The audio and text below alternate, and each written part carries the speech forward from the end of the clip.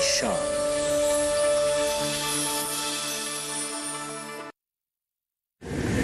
माँ कब आएगा? अभी आएगा। अरे बोलो ना माँ, कब आएगा? बोला ना, अभी आ जाएगा। ये ले, आ गया कुआं।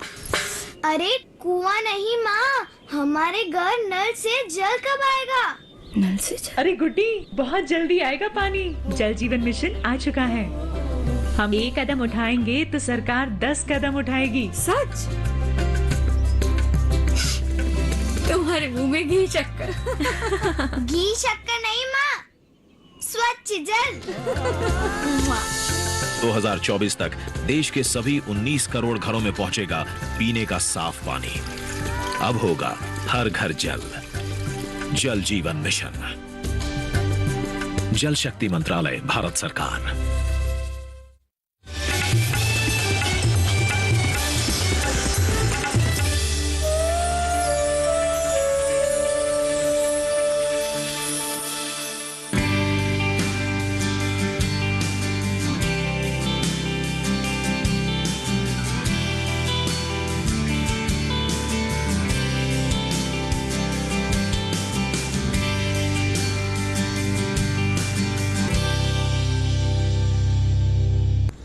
नमस्कार, आप देख रहे हैं दूरदर्शन किसान। गांव किसान की एक नई कड़ी में मैं अदिति शर्मा आप सभी का स्वागत करती हूं। हमारा ये कार्यक्रम जरिया है आप तक खेती किसानी और पशुपालन से जुड़ी कुछ अहम जानकारियां पहुंचाने का, और साथ ही इसमें हम आपकी मुलाकात करवाते हैं हमारे कामयाब किसान से भी, ताकि आप उनसे प्रेरित हो सके। तो आइए आज के हमारे इस अंक की हम शुरुआत करते हैं।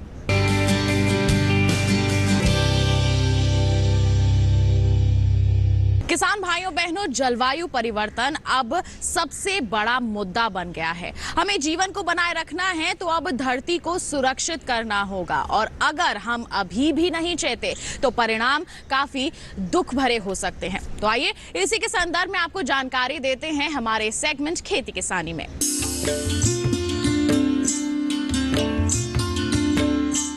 इस भीषण गर्मी में आसमान को तकती हमारी निगाहें अमृत तुल्य बारिश का इंतजार कर रही है, जिसमें गर्मी से राहत मिल सके।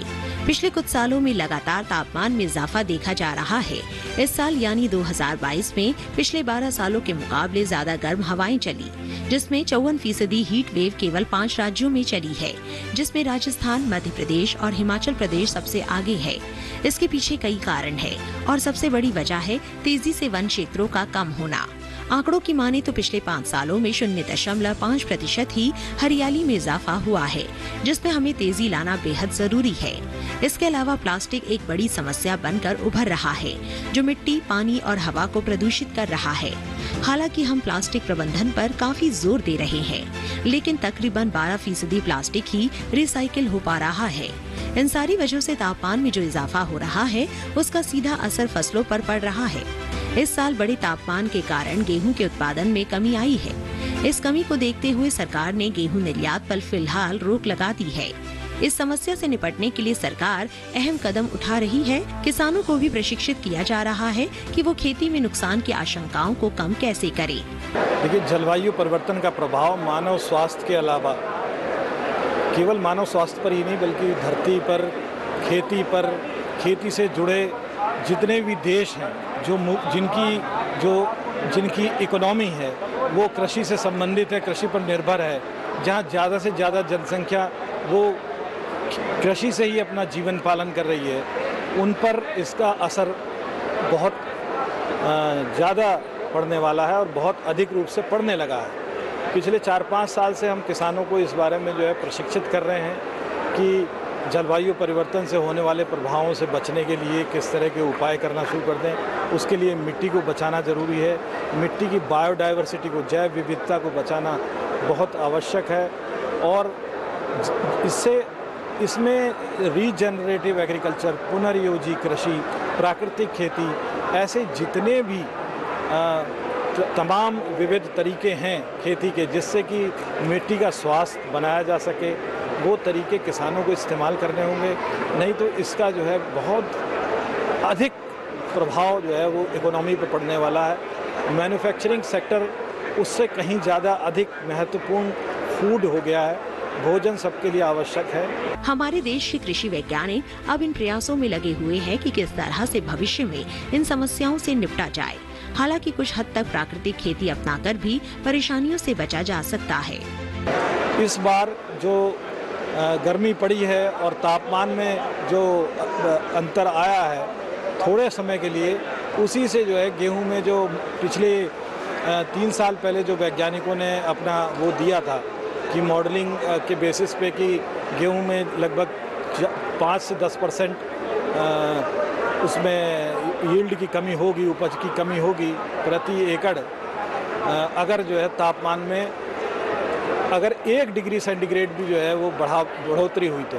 किंतु इस बार उदाहरण हमारे सामने है, हमारे हरियाणा के और उत्तर प्रदेश के तमाम लाखों किसान, जो कि खास तौर पर, और मध्य प्रदेश के किसान, जहां गेहूं जो है वो मुख्यतः पंजाब, हरियाणा, उत्तर प्रदेश, मध्य प्रदेश जैसे प्रदेशों में बोया जाता है, वहां जहां 25 से 30 क्विंटल पर हेक्टेयर जहां पे उपज होती थी अच्छी वैरायटीज़ की, उनकी उपज जो है वो 17 से 18 क्विंटल तक पहुंच गई।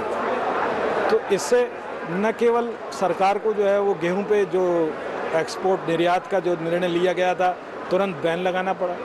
दुनिया भर के बुद्धिजीवी इस समस्या के समाधान में लगे हुए हैं।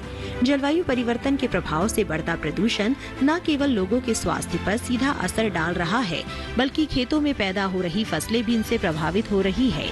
सामान्यतः तापमान के हर 1 डिग्री सेल्सियस की वृद्धि होने पर भारत में 6000 किलो गेहूं का उत्पादन कम हो सकता है। इसीलिए इसके समाधान की शुरुआत हमें आज और अभी से शुरू करनी होगी, ताकि हमारा कल सुरक्षित हो सके।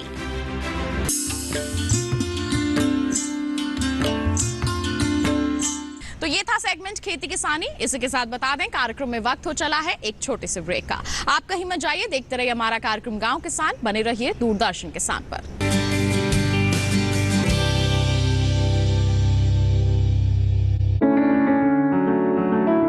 महका महका घर आंगन, हरियाली से खिलेगा तन मन, छत पर छोटी सी बगिया, जरूरत भी पूरी शौक भी पूरा। देखिए छत पर बागवानी, शनिवार सुबह 9 बजे।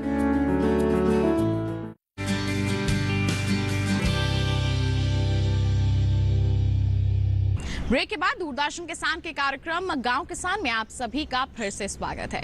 अब देश के लगभग हर हिस्से में बरसात हो रही है। इस सिलसिले की शुरुआत हो चुकी है, मानसून दस्तक दे चुका है। ऐसे में हमारे पशुपालकों का दायित्व थोड़ा बढ़ जाता है। अब उन्हें अपने पशुओं की ज्यादा देखभाल करनी है। किस तरह से आप प्रबंधन कर सकते हैं जिससे आपके पशु स्वस्थ बने रहें, आइए आपको जानकारी देते हैं हमारे सेगमेंट हमारा पशुधन में। पशुपालन अपने आप में काफी संजीदा व्यवसाय है। इसमें पशु को हर मौसम में सुरक्षा तो देनी ही होती है, साथ ही मौसम के हिसाब से उनके आहार में भी परिवर्तन करना होता है। ये छोटे छोटे प्रयास पशु को सेहतमंद बनाए रखने में मदद करते हैं। इस समय गर्मी का मौसम खत्म होने को है और बारिश का मौसम दस्तक देने वाला है। ऐसे में पशुपालकों को चाहिए कि वो बरसात शुरू होने से पहले पशुओं को बाह्य परजीवियों जैसे किल्ली, जू, चीचड़ी से सुरक्षा दें। इसके लिए क्या कदम उठाएं, जानते हैं चिकित्सक की राय। भाइयों, आप जानते हो कि अभी बरसात का मौसम आने वाला है, तो इसमें सबसे ज़्यादा शिकायत रहती है किसानों को चिचड़ियों की। और चिचड़ियों का इलाज जो है वो एक चिचड़ियाँ जो मानी जाती हैं मैनेजमेंटल डिजीज़ है, और चिचड़ियों का इलाज जब किसान भाइयों को करना होता है तो उसमें किसान भाइयों को हमेशा ध्यान रखना है कि ये चिचड़ियों का जो एक लाइफ साइकिल होता है वो 4 हफ्ते का होता है। तो 4 हफ्ते में ही उसका इलाज ज़रूरी है, क्योंकि किसान भाई क्या करते हैं कि जैसे आज चिचड़ी आई है तो उस समय वो उसका इलाज करते हैं, डॉक्टर के पास जाते हैं, दवाई लेते हैं, दवाई लेने के बाद वो भूल जाते हैं। तो क्योंकि क्या होता है कि जैसे ही 1 हफ्ते में आप दवाई लेंगे तो उस टाइम पे जो अडल्ट चिचड़ियाँ हैं जो बड़ी हैं वो मर जाएंगी, लेकिन जो उनके जो अंडे हैं वो रह जाएंगे। तो उससे क्या होगा, वो अगले हफ्ते में फिर से वो हैच होके वो नई चिचड़ियों का रूप लेंगे। और ये जो साइकिल है, कम से कम किसान भाइयों को जो चिचड़ी का टीका है या दवाई है वो उनको 1 हफ्ते के बाद रिपीट करनी होती है और टोटल 4 हफ्ते का एक साइकिल जो है वो कंप्लीट करना है। तो इसीलिए आपने किसान भाइयों हमेशा ध्यान रखना है कि चिचड़ियों के जो इलाज है उसका इलाज के लिए आपको पूरा 1 महीने का जो इसमें एक हफ्ते का अंतराल है उसमें इलाज करवाना है। और ना कि सिर्फ इतना ही, आप जैसे कि मैंने कहा ये एक मैनेजमेंटल प्रॉब्लम है, तो इसमें आपने क्या करना है कि जब आप चिचड़ियों का इलाज कर रहे हैं उस समय पे जो आपने हमेशा ध्यान रखना है जो आपका शेड है उसका जो फर्श है उसकी सतह पे कोई कहीं सुराख वराख ना हो, ताकि जो अंडे हैं वो चिचड़ियाँ अगर गिरेंगी तो वो वहाँ उस सुराखों के बीच में ना घुस जाएं उस समय। और फर्श को आप पोटाशियम परमैंगनेट या कॉपर सल्फेट का घोल बना के पानी में उसे आप साफ़ कर सकते हैं। और आपने एक और चीज़ का ध्यान रखना है कि जब मौसम में नमी ज़्यादा रहेगी तो उस समय में आपने अपने शेड में कुछ जैसे कूलर या इस चीज़ का इस्तेमाल करना है और वेंटिलेशन को आपने प्रॉपर रखना है ताकि चिचड़ियाँ जो हैं वो पनप ना पाएँ। और जो मल मूत्र का रिसाव है उसको आपने ध्यान से रखना है और मल मूत्र का निकास जो है वो पूरी प्रॉपर तरीके से होना चाहिए ताकि चिचड़ियाँ जो हैं वो पनप ना पाएँ। और बरसात में आपने सबसे ज़्यादा अपने शेड को साफ़ सुथरा रखना है और हो सके तो आप डेली अपने शेड की सफाई करें, क्योंकि सफाई से बहुत सारी बीमारियों को हम रोकथाम कर सकते हैं। अब बात करते हैं हम बरसात में दूसरी बीमारी की थनैला। बरसात के मौसम में दुधारू पशुओं को थनैला रोग होने की आशंका भी बनी रहती है। जैसा कि इसका नाम है, इसका सीधा संबंध पशु के थन से है। थनैला रोग एक संक्रामक रोग है और एक पशु से दूसरे पशु में फैलता है। इस रोग के फैलने का प्रमुख कारण है साफ सफाई का अच्छी तरह से नहीं होना। इसके लिए अनियमित तौर पर दूध दोहने और गंदे हाथों से दूध दोहने की वजह से भी पशुओं में थनैला रोग हो जाता है। किसी संक्रमित पशु के संपर्क में आने से भी ये रोग होने की आशंका रहती है। इस रोग से बचाव के लिए क्या करें पशुपालक, जान लेते हैं विशेषज्ञ की सलाह। थनैला में हम अक्सर देखते हैं कि किसान जो है वो पहचान नहीं पाता। सबसे पहले किसान को देखना होता है कि उसके जो पल्ला है, जो थन है, वो हल्का हल्का जब दूध निकाल रहा होता है उस समय हल्का हल्का गर्म रहता है, तो उससे हमें पता लगता है कि थनैला की शुरुआत जो है वो हो रही है। क्योंकि ये एक इन्वायरमेंटल और मैनेजमेंटल डिजीज़ है, तो इसमें भी आपको रख रखाव जो है वो आपका बहुत ही अच्छा होना चाहिए। साफ़ सफाई जो है वो शेड की आपने बहुत अच्छे से करनी है ताकि थनैला जैसे रोग ना हो। और आपने ध्यान रखना है कि जब आप गाय का दूध निकाल रहे हैं तो उससे पहले चारा ना खिलाएं, ताकि उसके बाद चारा खिलाएं। इससे क्या होगा कि पशु जो है वो खड़ा रहेगा और थन जो है, थन की जो नली है वो ज़मीन के कांटेक्ट में नहीं आएगी, जिससे जीवाणु जो है वो थन की नली में घुस नहीं पाएंगे और आगे इन्फेक्शन नहीं हो पाएगा। और आपने एक और चीज़ का ध्यान रखना, थनैला को रोकने के लिए हमेशा लाल दवाई का यूज़ करें, जिसे पोटाशियम परमैंगनेट कहते हैं। और पोटाशियम परमैंगनेट का घोल बना के आप दूध निकालने से पहले आप थनों को धो लें और फिर दूध निकालने के बाद भी आप उसे एक डिप कर सकते हैं। तो किसान भाई क्या करें कि जब आप लाल दवाई का यूज़ करें तो एक मग में आप उसे घोल बना लें और 1 लीटर पानी में, और थन को आप डिप कर सकते हैं उस लाल दवाई के घोल में। और ये प्रक्रिया जो है आपने दूध निकालने से पहले और दूध निकालने के बाद करनी है। और ना कि सिर्फ इतना ही, आपने जब दूध निकालना है उस समय भी आपने अपने हाथ धोने हैं, और जब दूध निकालने से पहले और दूध निकालने के बाद दोनों समय पे आपके हाथ धोने बहुत ज़रूरी हैं। क्योंकि जैसे कि हम जानते हैं कि कुछ बीमारियां दूध से फैलती हैं, तो वो आप तक भी नहीं आ पाएंगे। मॉनसून के आने से पहले पशुओं के लिए डीवॉर्मिंग कितनी जरूरी है, साथ ही इस समय किन बीमारियों से बचाव के टीके लगवाएं, जान लेते हैं। किसान भाइयों, आप हमेशा ध्यान रखना है कि जैसे ही बरसात आ रही हो उस समय जानवर की डीवर्मिंग, जो कीटनाशक दवाइयाँ हैं, वो बहुत ज़रूरी हैं। डीवर्मिंग मानसून से पहले और मानसून के बाद अनिवार्य है, और इसीलिए इस से आप ना चूकें। आप हमेशा टाइमली अपने जानवरों की डीवर्मिंग करें, ताकि इससे जानवर की जो बीमारियों से लड़ने की क्षमता है वो बढ़ जाती है, और बाकी कई अन्य रोगों से जानवर को मुक्ति मिल जाती है। और आपने हमेशा ध्यान रखना है कि जब बरसात आ रही हो उससे पहले आप FMD का टीका करवा लें, गलघोटू का टीका करवा लें, BKO ब्लैक वाटर का टीका करवा लें। ये टीकाकरण आप ज़रूर करवाएं मानसून से पहले, क्योंकि बरसात में हम देखते हैं कि नमी होती है, तो नमी के कारण बहुत से जीवाणु के पनपने का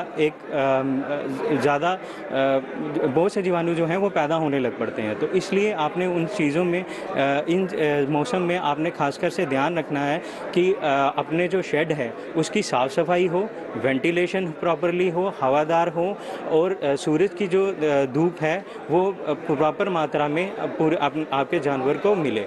इस तरह पशुपालक कुछ बातों का ध्यान रखकर बरसात के मौसम में पशुओं को रोगों से तो बचा ही सकते हैं, साथ ही उनसे भरपूर उत्पादन भी ले सकते हैं।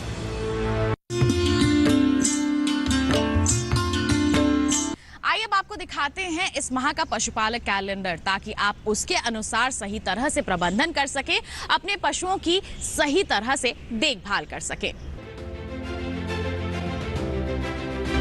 HS और BQ टीकाकरण के 10 से 15 दिन पहले सभी पशुओं की डीवॉर्मिंग कर देनी चाहिए। ऐसा करने से टीकाकरण प्रभावी हो जाता है। पशुओं को 50 से 60 ग्राम खनिज मिश्रण एवं 20 ग्राम नमक प्रतिदिन देना चाहिए। गर्मियों के मौसम में लगाई गई ज्वार फसल पशुओं को ना दें, इस समय ये हानिकारक हो सकता है। बरसात के मौसम में हरे चारे की अच्छी पैदावार लेने के लिए ज्वार व मक्का की बुआई करें। हरे चारे की फसल से अधिक उत्पादन लेने के लिए उन्नत किस्म के बीज का प्रयोग करें। जून का महीना काफी गर्म रहता है, इसीलिए पशु के लिए अलग से शेड बनाएं। इस समय पशु को ज्यादा से ज्यादा पानी पिलाएं। अधिक दूध देने वाले पशुओं को तरल कैल्शियम, फास्फोरस की मात्रा 70 से 100 ग्राम प्रतिदिन दें। पशुओं को बाह्य परजीवियों से बचाने के लिए पशु चिकित्सक की सलाह पर दवा का प्रयोग नियमित रूप से करें। यदि पिछले माह भेड़ के ऊन कतरने का कार्य ना किया हो तो इस माह कर लें। तो ये था सेगमेंट हमारा पशुधन। इसी के साथ बता दें कार्यक्रम में वक्त हो चला है एक और छोटे से ब्रेक का। आप कहीं मत जाइए, देखते रहिए कार्यक्रम गांव किसान, बने रहिए दूरदर्शन किसान पर।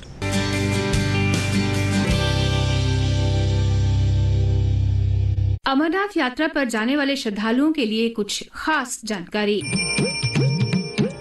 उन स्थानों पर ना रुकें जो चेतावनी नोटिस द्वारा चिन्हित हैं। चप्पल का उपयोग ना करें, क्योंकि पवित्र गुफा के मार्ग पर खड़ी चढ़ाई है। केवल फीते वाले ट्रैकिंग शूज ही पहनें। रास्ते में शॉर्टकट का प्रयास ना करें, क्योंकि ऐसा करना खतरनाक हो सकता है। अपनी पूरी यात्रा के दौरान ऐसा कुछ भी ना करें जिससे यात्रा क्षेत्र में प्रदूषण हो या पर्यावरण को नुकसान पहुंचे।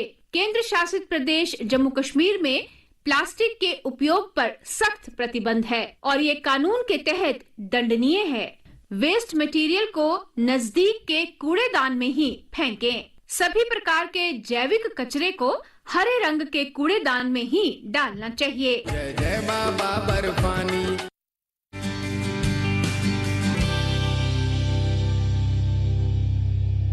ब्रेक के बाद दूरदर्शन किसान के कार्यक्रम गांव किसान में आप सभी का फिर से स्वागत है। हमारे देश में गाय को माता कहा जाता है और कहीं भी क्यों ना, डॉक्टर्स भी तो बच्चे को गाय का दूध पिलाने की ही सलाह देते हैं। ऐसे में जरूरी है कि गाय के संरक्षण के लिए कार्य किए जाएं और ऐसा ही कुछ कर रहे हैं आज के हमारे युवा उद्यमी। आइए उनसे मुलाकात करते हैं हमारे सेगमेंट कामयाब किसान की दास्तान में।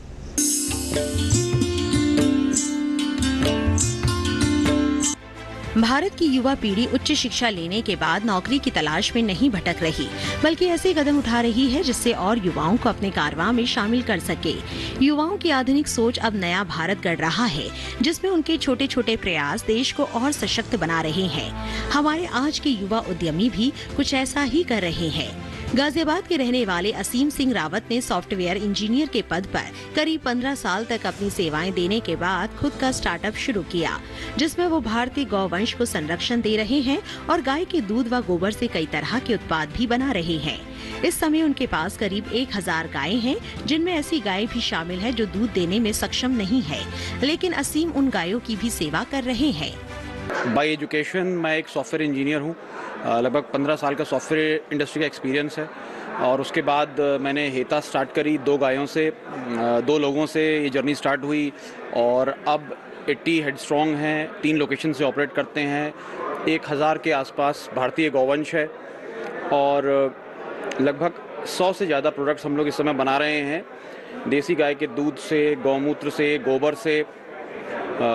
संस्था का मिशन ये है कि 1000 गौवंश, जिसमें बूढ़ी गाय भी हैं, बछड़े भी हैं, मिल्किंग काउस भी हैं, ये सभी को हम अच्छे से पाल सकें end to end without any donations. और उसका तरीका सिर्फ यही है कि आप प्रोडक्ट्स बनाइए, प्रोडक्ट्स को अच्छे से पैकेज करिए, उनकी क्वालिटी पर ध्यान दीजिए और उनको वर्ल्ड वाइड सेल करिए। प्रोडक्ट्स में हम लोग बेसिकली दूध से बने प्रोडक्ट्स बनाते हैं। तो दूध एक मेन चीज़ है, उसमें खोया हो गया, पनीर हो गया, आपके लड्डू हो गए, घी हो गया, आपका मक्खन हो गया। फिर गौमूत्र पे आ जाते हैं। तो गौमूत्र से बहुत सारे प्रोडक्ट संस्था बनाती है। इसमें बहुत तरह के अर्क हो गए। ये ध्यान रखना है कि गौमूत्र से जब भी आप प्रोडक्ट्स बनाएं तो आपके पास नॉलेज होनी चाहिए और आपके पास आयुर्वेदिक मैन्युफैक्चरिंग लाइसेंस होना ज़रूरी है, तभी आप उसको सेल कर सकते हैं, क्योंकि ये एक मेडिसिन है और मेडिसिन को मेडिसिन के तरह ही यूज़ किया जाना चाहिए। अर्क के अलावा पंचगव्य बहुत सारी मेडिसिन बनाती हैं, जैसे हेयर ऑयल हो गया, सोप्स हो गए, शैम्पूज हो गए, ये भी आयुर्वेद से डिराइव्ड हैं, पंचगव्य से डिराइव्ड हैं। जो भी काउ रिलेटेड चीज़ें हैं वो संस्था बनाती है। गोबर से भी लगभग 10 से 15 उत्पाद संस्था बनाती है, जैसे मूर्तियाँ हो गई, उपले हो गए, जीवामृत हो गया। गौआधारित कृषि भी हम लोग करते हैं हेता नंदीशाला बुलंदशहर में। वहाँ पर 5-6 तरह के मिलेट्स उगा लेते हैं, राइस है, वीट है, लकड़ी बना लेते हैं, गोबर की उपले बना लेते हैं। और हेता उत्तराखंड में हम लोग बद्री गायों पे काम करते हैं, वहाँ पर भी पंचगव्य कुछ प्रोडक्ट्स बनते हैं और बद्री गाय का घी, छाछ ये आदि भी वहाँ पर मैन्युफैक्चर होती हैं। तो ओवरऑल 3 लोकेशंस हैं संस्था की इस समय, जैसे आज मैं बात कर रहा हूँ आपको 2022 में। हेता गाजियाबाद है, हेता उत्तराखंड है, हेता बुलंदशहर है जी। मात्र 2 लोगों से शुरू की गई उनकी ये कंपनी आज 80 लोगों के पार तक पहुंच गई है। वो बताते हैं कि गायों को लेकर लोगों में जो भ्रांतियां थी वो उन्हें तोड़ना चाहते हैं, क्योंकि भारत की गाय इतनी निर्बल नहीं हो सकती है जो पशुपालक को मुनाफा ना दिला सके, बल्कि भारतीय गौवंश अपने साथ पशुपालक के पूरे परिवार का पोषण करने में सक्षम होती है। इसी मिथक को तोड़ने के लिए असीम ने अपना हेता डेयरी फार्म शुरू किया, जिसमें ज्यादातर वे गायें हैं जो दूध देने में सक्षम नहीं है। लेकिन असीम मुनाफे के लिए गौ पालन नहीं करते, बल्कि गौवंश की रक्षा के लिए ये कदम उठा रहे हैं। उनके यहाँ दूध, गोबर व गौमूत्र से करीब 100 तरह के उत्पाद तैयार किए जाते हैं। उनके प्लांट में बनने वाले उत्पाद पर्यावरण के हिसाब से भी बेहतर है और हमारे स्वास्थ्य के हिसाब से भी।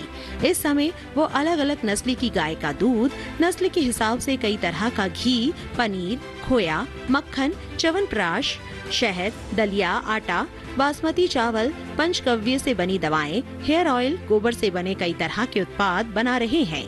उनके ये उत्पाद ऑनलाइन भी मिल जाते हैं। इसके लिए असीम सोशल मीडिया का बखूबी इस्तेमाल करते हैं। असीम के स्टार्टअप की एक और अच्छी बात है और वो ये है कि वो फार्म में पल रही नंदियों पर भी खास ध्यान देते हैं, जिनके लिए असीम ने हेता नंदीशाला खोल रखी है। असीम अपने पशुओं को देने वाला चारा भी खुद ही उगाते हैं, जिसमें मोटे अनाज भी शामिल है।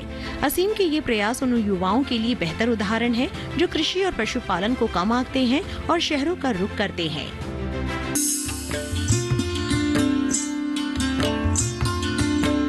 तो ये थे हमारे आज के युवा उद्यमी। उम्मीद करते हैं कि इनसे आप जरूर प्रेरित हुए होंगे। और इसी के साथ बता दें आज के अंक में भी बस इतना है।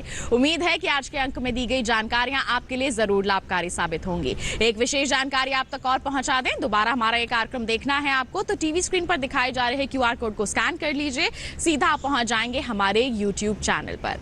तो इसी के साथ किसान भाइयों बहनों आज के लिए इतना ही। अगले अंक में हम फिर होंगे हाजिर, तब तक के लिए हमें दीजिए इजाजत। आप बने रहिए दूरदर्शन किसान पर। नमस्कार।